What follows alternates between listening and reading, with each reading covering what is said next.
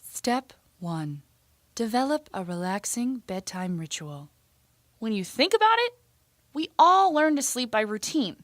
When we were really little, our parents gave us baths, read us books, tucked us in, got us that extra glass of water, all in the name of good sleep. Now that you're older, you're going to have to develop a routine of your own. Whether it's a cup of decaf tea and a chapter from a book, or a bath and 15 minutes of mellow yoga. Of course, there are some activities that should be kept out of a bedtime ritual. Don't drink alcohol before bed. It might help you fall asleep, but chances are you'll wake up in the middle of the night. Don't exercise 2 hours before bedtime. Sure, it gets your blood flowing, but it'll amp you up mentally. Step 2. Maintain a regular sleep and wake schedule. Now, you don't have to wake up at exactly 7:02 and then go to bed at 10:53 every night. That's a bit on the neurotic side. But do try to wake up and go to bed at generally the same time 6 days a week. According to doctors at Harvard University, this will help set your internal clock so that even on those rare days when your schedule is thrown off, you'll be able to get right back on track and avoid what doctors call a sleep hangover. Step 3. Stop watching your clock. Studies show that people who constantly look at their clock are less likely to fall asleep easily. Why? Well, laying there thinking, it's 11:03, I have to be up in 6 hours and 57 minutes, stresses you out. So try to keep some distance between you and that alarm clock. That way, those blinking numbers will quit mocking you. And you'll sleep easier. Step 4. Create an optimal sleep environment. A Mayo Clinic study found that people sleep best in dark, quiet, cool environments. With all the benefits of sleep, it's worth investing in blackout blinds, comfortable earplugs, and a fan or air conditioning. The more comfortable you are physically, the better you'll sleep. Step 5. Unplug. Make your bedroom a tech-free zone. I know, but research shows that electronics interfere with sleep because it's easy to get distracted by them. Checking your email right before bed could add more stress. Watching TV or movies makes it harder to sleep, and getting sucked into, say, Pinterest right before bed could keep you up for hours. Ooh, I like that. I like that too. Oh, that's pretty. Let's recap. Today we learned a few more reasons why you need good sleep. We also taught you 5 simple ways to help you improve your sleep health. Next time you're stuck tossing and turning, try to develop a ritual, maintain a schedule, stop clock watching, trick your bedroom out, or unplug. That a person should not go to sleep unless and until that person has made sure that they have resolved all outstanding conflicts that they might have with anyone. I call it Now I Lay Me Down to Sleep.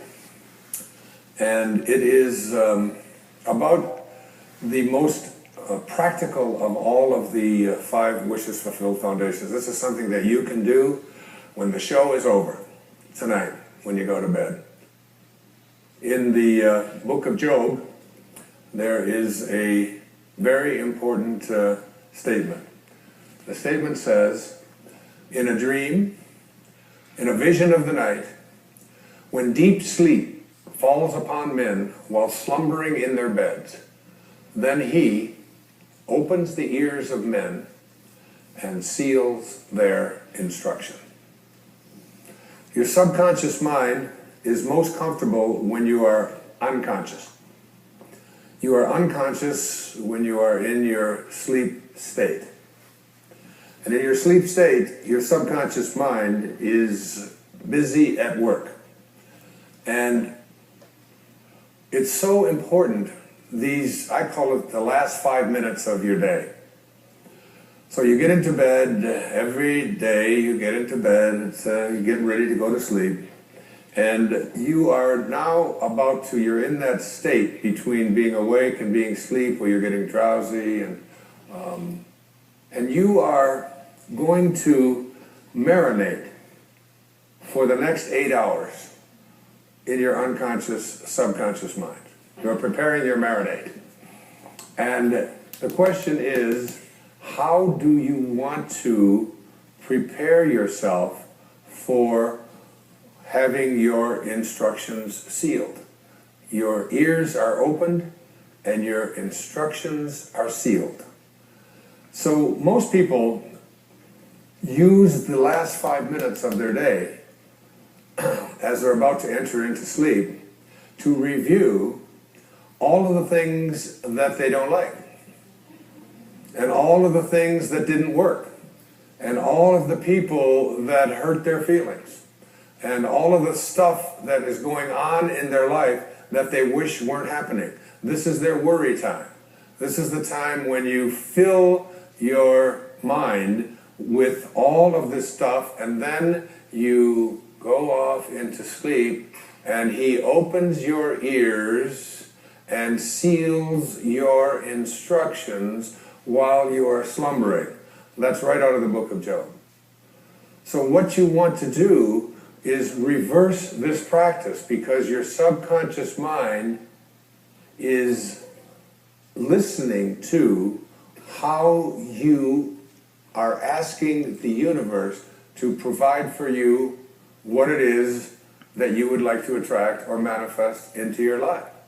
And if you fill your subconscious mind with all of the things that you don't want, that you don't like, that make you unhappy, that make you depressed, that make you worry, then your subconscious mind, which is impersonal, and remember, it can't make a distinction between what it is that you are feeling as a result of what you place into your mind or what is actually happening in your life.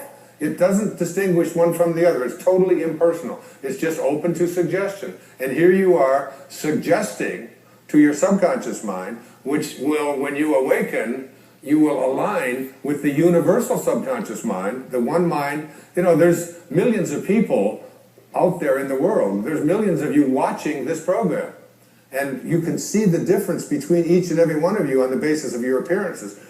But there's only one mind.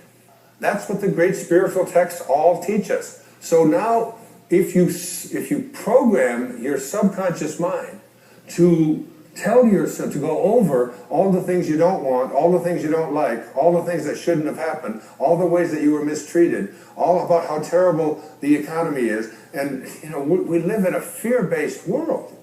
You want to shift away from that kind of consciousness and use the last 5 minutes of your day to program your subconscious mind with what you have placed into your imagination with your I ams. I am well. I say it to myself every night, especially when I get into that state, you know, that weird state where you're sort of half awake and you're half asleep, and you know you're heading towards that sort of that subconscious place. And I just remember what it says in the book of Job.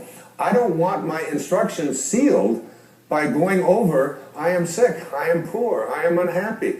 I just say, I am content, I am lucky. When I wake up in the morning, I don't say, oh, good God, morning. It's the reverse. I say, good morning, God. You know, it's like being grateful rather than being in that place where the things that you don't want are what you have programmed your life to be. I always think of this as, you know, like you have a currency.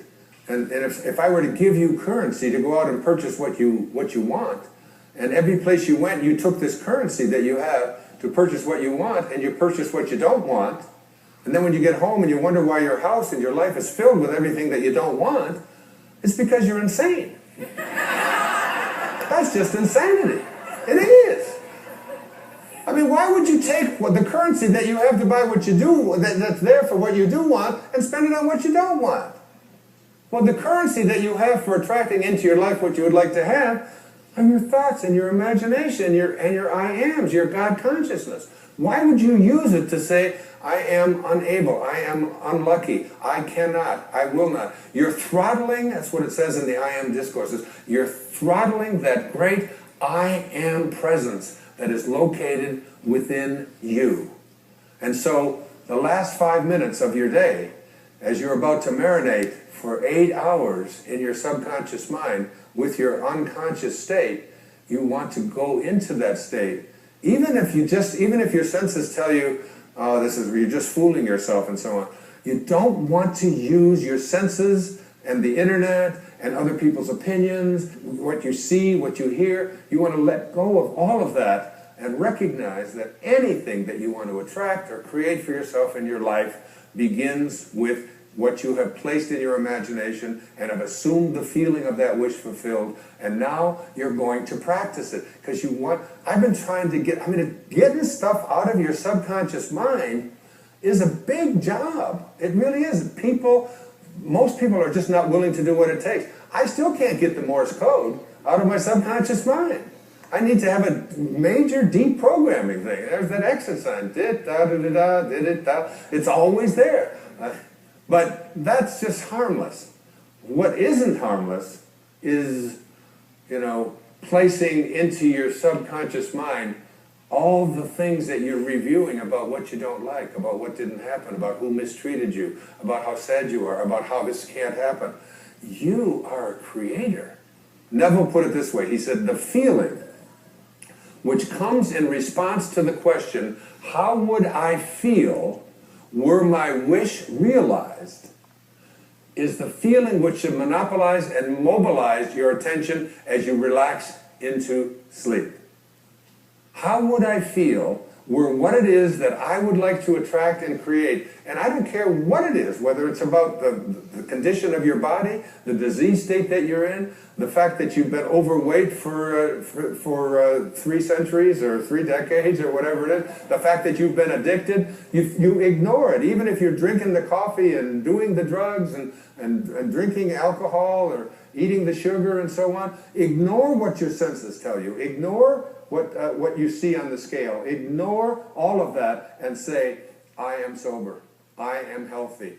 I am well-being. I am content. I am happy. I am perfect health. Because ultimately, that's how you will attract it. You have to be able to see the wish fulfilled already in advance and call those things which do not yet exist as though they do. Now, as I get ready to conclude,